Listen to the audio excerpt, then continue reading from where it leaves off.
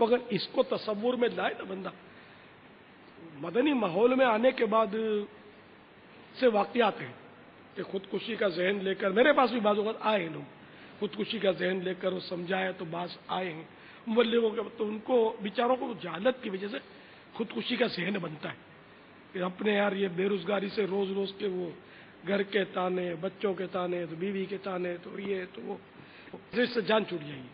تو جب ان کو پتہ چلتا ہے کہ جان چھوٹتی نہیں، اس سے پھنستی ہے، تو پھر وہ باز آتا ہے کہ یہ کم از کم بے روزگاری ہے، ضرور ہے، لیکن کچھ بھی ہے یہاں وہ تکلیف نہیں ہے جو خدا نخواستہ رب ناراض ہو گیا ہماری خودکشی کی وجہ سے، تو وہ عذاب اگر مسلط ہو گیا تو اس تکلیف کا تصور دنیا میں ہو نہیں سکتا، ایسی تکلیف ہوگی، اور نہ جانے کب تک ہو۔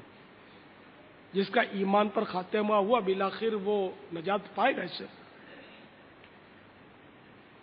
لیکن کب نجات پائے گا یہ نہیں پتا نا۔ ایک بار کا بھی عذاب کیا، ایک سیکنڈ کا عذاب بھی برداشت نہیں ہوگا۔ اگر کوئی معاذ اللہ یہ کہے کہ چلو یار تھوڑا بہت عذاب برداشت کر لیں گے، آخر چھٹکارا تو ہو ہی جائے گا، تو اب اس کو ہمیشہ کا عذاب ہوگا، کیونکہ وہ اسلام سے خارج ہو گیا کہ اس نے اللہ کے عذاب کو ہلکا جانا کہ چلو یار تھوڑا بہت سہ لیں گے، بعد میں چھوٹ جائیں گے، اب کافر ہو گیا ہوں۔ اس کی گنجائش نہیں ہے کہ یہ کہہ لے کہ میں تھوڑا بہت سہ لوں گا۔ وہ اللہ کا عذاب کو سہ سکتا ہی نہیں، امپاسبل ہے، ناممکن ہے۔ جو کہہ رہا ہے وہ اپنے ایمان کو اس نے نہ صرف خطرے میں ڈالا، وہ ایمان دے بیٹھا گیا کام سے۔ تو اسی طرح جس نے خودکشی کو حلال سمجھ کر خودکشی کی تو وہ بھی گیا کام سے، وہ بھی مرتد ہو جائے گا، جو خودکشی حرام ہے، قرآن پاک اس پر ناطق نص قطعی سے اس کی حرمت ثابت ہے۔ تو اس لیے وہ اب کون کس طرح مرا، اب یہ جو جان چھوٹے گی اور یہ سمجھتے ہیں خدا بہتر جانے، حلال سمجھ کر کرتے ہیں، حرام سمجھ کر کرتے ہیں، کچھ پتہ نہیں۔ لیکن ہم ایک مسلمان جو ظاہر میں مسلمان تھا اس کو ہم مسلمان ہی سمجھیں گے، اس کا جنازہ بھی پڑھیں گے، سب کچھ کریں گے، ایصال ثواب بھی کریں گے۔ اب یہ اس کا باطن جو کچھ تھا وہ رب جانتا ہے کہ حلال سمجھ کر کیا یا حرام سمجھ کر کیا۔ تو خودکشی بے روزگاری کی وجہ سے بھی ہوتی ہے، گھریلو ناچاکیوں کی وجہ سے جو ہوتی ہے نا، اس میں جذباتیت کا عنصر غالب ہوتا ہے۔ ایسا آدمی جذباتی بہت ہوتا ہے، وہ گھریلو ناچاکی ہو گئی، کچھ گھر میں بول دیا، اس میں نوجوانوں کی تعداد بہت ہوتی ہے، خودکشی کرنے والوں کی کنوارے کافی ہوتے ہیں اس میں، وہ جذباتی بہت ہوتے ہیں، وہ خر دماغ، باپ نے کچھ بول دیا، ماں نے بول دیا تو جا کر وہ چھلانگ مار دیتے ہیں یا خودکشی کر دیتے ہیں۔ اس لیے وہ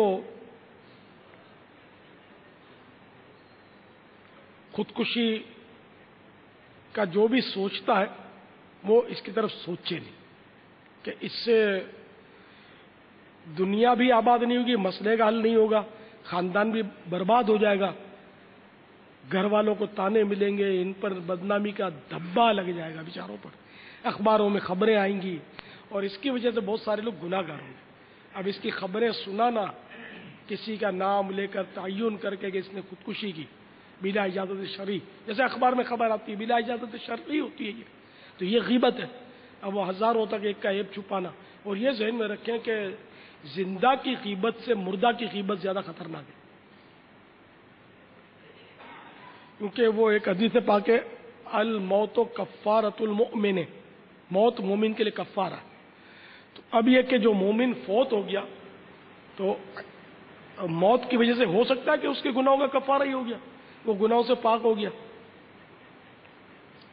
تو اب ایک پاک مومن کی اب جو تم نے غیبت کری تو یہ اس زندہ کی غیبت سے زیادہ خطرناک ہے، بہت زیادہ توقع ہے۔ یہ خودکشی کی خبریں اخباروں کو چاہیے کہ وہ نہ چھاپے، میڈیا والے بھی اس کو ہائی لائٹ نہ کریں، ہائی لائٹ کیا اس کو پیش ہی نہ کریں۔ مسئلہ جو ہے شرعی، آپ بے شک کسی مفتی اسلام سے رجوع کریں، اگر علماء سمجھ میں آتے تو یہ اس طرح کا طبقہ ان میں ایک تعداد ہوتی ہے، دہریت بہت ہوتی ہے، لادینیت بہت ہوتی ہے اس طبقے میں، بعض اوقات یہ سب جو تھوڑا بہت سمجھتے ہیں نا، میری بات سمجھتے ہوں گے، تو یہ علماء سے الرجک ہوتے ہیں۔ جبھی تو کوئی مذہبی شخص کوئی بھول کرتا ہے نا، اس کو زیادہ اچھالتے ہیں۔ مسجد کے امام نے بھول کر دی، کسی پیر صاحب نے بھول کر لی، کسی مؤذن نے بھول کر لی، تو اس کو بہت ہائی لائٹ کرتے ہیں اس خبر کو، اور بہت عیبدریاں کرتے ہیں ان کی. تو ان کے پیٹ میں کچھ درد ہوتا ہے. مولانا اچھے نہیں لگتے ان کو، ان کی بدبختی ہے، بدنصیبی ہے. حالانکہ مولانا کے سہارے کے بغیر یہ نہ ان کو غسل نصیب ہوگا، نہ کفن نصیب ہوگا. کوئی منڈانا اور مسٹر جنازہ نہیں پڑھائے گا، مسجد کا مولانا ہی پڑھائے گا جنازہ. تو پتہ چلا کہ آخرت میں سفارش مولانا کی چلے گی، منڈانا کی نہیں چلے گی. یعنی جو شیوڈ ہے یا جو ماڈرن ہے اس کو کوئی آگے نہیں بڑھاتا کہ بھائی وہ ان میں بھائی شوٹیڈ بوٹیڈ کون ہے، کس نے وہ عمدہ ٹائی باندھی ہوئی ہے اور ٹائٹ پینٹ پہن کر کپڑے وہ قمیض شرٹ ان کر کے آدھا ننگا بن کر کون آ رہا بھائی اس کو جنازے کے امام بناؤ. نہیں، وہ داڑھی والا ہی ڈھونڈتے لوگ. یار کوئی بیچارہ کوئی مولانا ہوگا وہ نماز پڑھائے گا. وہ جنازے کی نماز تو ایک طرح کی سفارش ہے اللہ کی بارگاہ میں، وہی سفارش کرے. تو پتہ چلا اللہ کی بارگاہ میں مولانا مقرب ہوتا ہے. احکام دنیا میں بھی ہم اسی کو مقرب سمجھتے ہیں. تو یہ کیوں مطلب ایسا کرتے ہیں؟ میرے کو مطلب اس سے بہت یعنی کہ بہت ناراضی ہے اس میڈیا کے اس طبقے سے کہ جو لوگوں کو اسلام سے متنفر کرتے ہیں. بھئی ایک مولانا نے وہ غلطی کی، ٹھیک ہے غلطی ہے، 420 مرتبہ یہ غلطی ہے. میں یہ نہیں کہتا یہ غلطی نہیں ہے، مولانا نے کی تو بھی غلطی ہے. تو منڈانا نے بھی تو غلطی کی، اس کی کیوں نہیں مطلب اس کو کیوں ہائی لائٹ نہیں کر رہے؟ اسی کو کر رہے. ہائی لائٹ اس کو بھی نہیں کرے. میں نہیں کہتا اس کو ہائی لائٹ کرے، کہ کسی کا بھی عیب اچھالنے کی اجازت نہیں ہے. لیکن یہ مذہبی لوگوں کا، مذہبی طبقوں کا عیب کیوں زیادہ اچھالا جاتا ہے؟ واٹ از دس؟ پر یہ بولتے مطلب اس طرح کا جملہ سنا ہے کہ چونکہ یہ غلط ہو رہا تھا تو ہم نے غلط کو لوگوں کے سامنے لائے ہیں، تو اس وجہ سے ہم یہ مطلب تاکہ لوگ غلطی سے بچیں. ہاں یہ اس طرح کا بولتے ہیں، یہ غلط. ہم یہی طریقہ رہ گیا ان کے پاس غلط کو غلط کہنے کا. جو اسلام نے اس کی سزائیں سر عام مقرر کی، یہ اس کی پھر مخالفت میں پھر آرٹیکل لکھتے ہیں اسی طرح کے لوگ. تو اصل عبرت کا طریقہ وہ تھا جو اسلام نے دیا، نہ کہ خبر چھاپنا. یہ کوئی اسلام نے طریقہ ہم کو بتایا.